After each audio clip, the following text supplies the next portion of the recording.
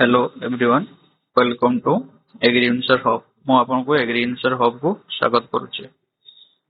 तो मैं आज जानिबा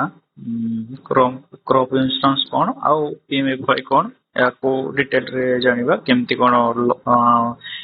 रोइबा टू बुनिबा पर्यंत केमती कोन बेनिफिशियरी माने हमर फार्मर माने केमती बेनिफिट्स पाई परिबे को डिटेल रे जानि परिबा हमें। तो प्रथमतः प्रधानमंत्री फसल बीमा को इंश्योरेंस अंडर आछि ताहा हम जानिबा प्रथमतः हमर ये जो पार्ट ये प्रधानमंत्री फसल बीमा योजना व PMFY is the part of general insurance.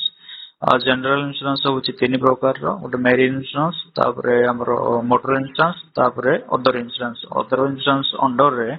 हमर क्रॉप इंश्योरेंस आछि। तो crop insurance row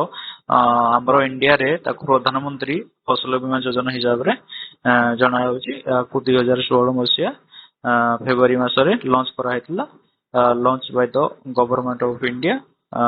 This scheme aimed to provide financial support, protection to the farmer. तो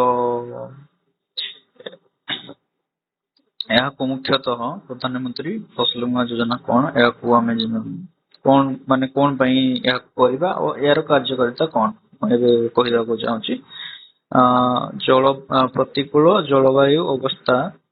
कारण रो हेउतिबा क्षति जो शस्य हानि रु चाषी मानकु सुरक्षा प्रदान करिथाय प्रधानमंत्री फसल बीमा योजना बा पीएमएफबीवाई। तो सेकंड रे जानिबा why farmers should consider enrolling in PMFBY माने फार्मर माने काहे कि कंसीडर करिवे करिया पई कोन पे प्रथमतः हैला प्रधानमंत्री फसल बीमा योजना ये प्रोवाइड करछि financial protection to the farmer against crop losses. जति कोनोसी फार्मर क्रॉप लॉस हो जाउछि ताको ये प्रोटेक्ट करिवो। आ सेकंड रहला नेचुरल कैलामिटीज किछि हे गला किबा ड्रॉट हे गला फ्लड हे गला पेस्टिसाइड माने पेस्ट रोग हे गला गछरे किबा डिजीज हे गला गछरे माने क्रॉप से रोई पारलेनी किबा किछि माने ताकर रिकवरी किछि माने इनकम ताकर स्टेबलाइज हे पारनी ताले चासी माने आको प्रिफर दबा दरकार। तो सेकंड रहला लोन सिक्योरिटी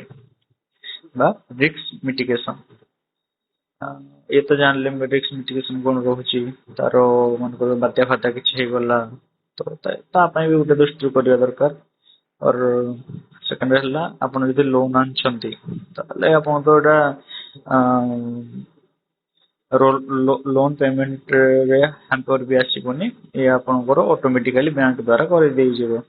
तापरे अफोर्डेबल प्रीमियम आपण मात्र पेडी पई 2% दोछंती मैक्सिमम आपण 2% ही देबे और नॉन पेडी पई 1.5% और कमर्शियल कमर्शियल हॉर्टिकल्चर हमरो क्रॉप अछि जोडा ता हे गला किबा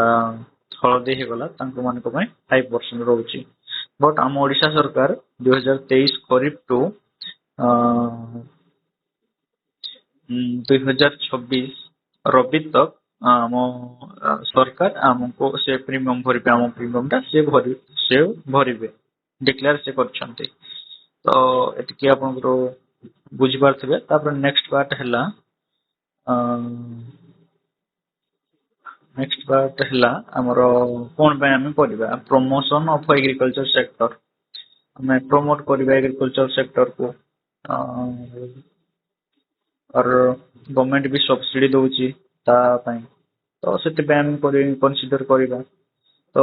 मिनिमम प्रीमियम भी बेसी देबा पडुनी तो सेते पे गुटे दृष्टि एटा भलो स्कीम किछि मिति खराब न। और सेकंड रहला PMFBY designed to provide crop insurance coverage to a wide range of farmer in India.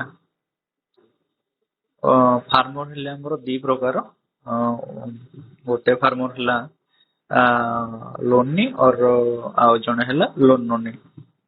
आपको माने पार्टिसिपेट केमती करि परिबे लोनी फार्मर तो ऑटोमेटिकली बैंक कर दबो तो सेकंड रहला लोन नोनी आपको माने भाई सेम प्रीमियम देकी आपण माने डायरेक्टली इंश्योरेंस कंपनी को डायरेक्ट प्रीमियम देकी एसी एससी किबा पैक्स बैंक रे भी करि परिबे तो 3 नंबर हला को क्रॉप याको माने करि परिबे जो क्रॉप स्टेट गवर्नमेंट नोटिफाइड करथिबो डिस्ट्रिक्ट वाइज जो क्रॉप नोटिफाइड हेतिबो से तक माने करि परिबे तो हमर मुख्य क्रॉप हला हमर धान धानटा हमर ऑल डिस्ट्रिक्ट रे होची बट जे कोनसी डिस्ट्रिक्ट रे माने भेरी करूची को डिस्ट्रिक्ट रे नोटिफाइड हेची न हेची तांको ऊपर से डिपेंड करूची और एज केते अछि तांकर सेमति किछि एज लिमिट नाही जे कोनसी एज रे भी चलिबो 60 ପରେ 64 65 80 वर्ष 90 वर्ष जे कोनसी एज रे भी चलिबो लैंड ओनरशिप माने से केमती कोन करि परिबे से लैंड ओनर हिले भी चलिबो टेंडेंट फार्मर माने रिलेशन ताकर केतले भी चलिबो किबा भागवत हेले भी से करि परिबे और